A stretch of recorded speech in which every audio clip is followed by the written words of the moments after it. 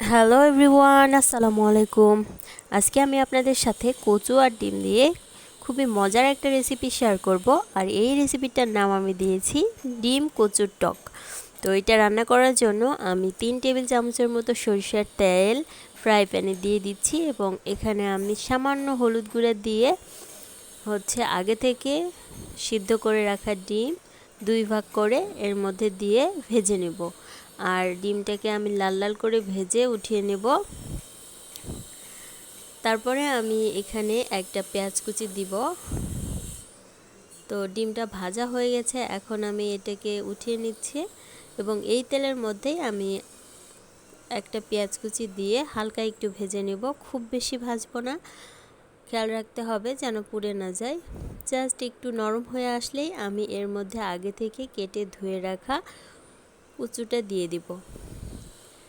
এবং এখন আমি এর মধ্যে কিছু মশলা অ্যাড করব, যেমন আধা চা চামচ হলুদ গুঁড়া, আধা চা চামচ মরিচ গুঁড়া, আধা চা চামচ লবণ এবং 4-5টা কাঁচামরিচ এভাবে ফালি করে এর মধ্যে দিয়ে দিব। সাথে আদা আর রসুন থেতো করে আমি এর মধ্যে দিয়েছি হাফ চামচের মতো। তারপর সবগুলো উপকরণ একসাথে মিশিয়ে আমি এটাকে ঢাকনা দিয়ে পানিটা শুকিয়ে আসা পর্যন্ত অপেক্ষা করব। তারপর এটাকে আমি ভালো করে কষিয়ে এর মধ্যে আরও 1 কাপ পানি দিয়ে দিব।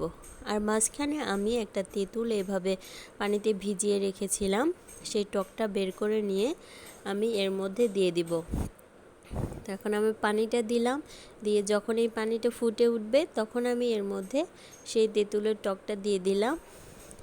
দিয়ে আমি আবারও সামান্য পরিমাণ লবণ দিয়ে দিলাম, কারণ যেহেতু তেঁতুল আছে অনেক বেশি টক, লবণটা না দিলে কিন্তু ভালো লাগবে না।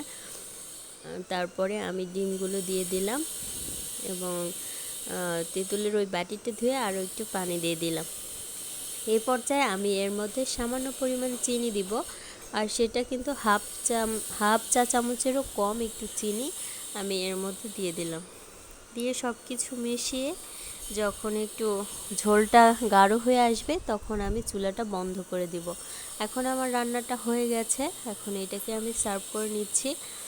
এটা গরম ভাতের সাথে খেতে কিন্তু খুবই মজার, বিশেষ করে প্রেগনেন্ট আপুরা এটা খুবই পছন্দ করবেন। সবাইকে অসংখ্য ধন্যবাদ আমার ভিডিওটি ধৈর্য ধরে দেখার জন্য। আবার দেখা হবে নতুন কোনো ভিডিও নিয়ে। ততদিন সবাই ভালো থাকবেন, সুস্থ থাকবেন আর আমার চ্যানেলের সাথেই থাকবেন। আল্লাহ হাফিজ।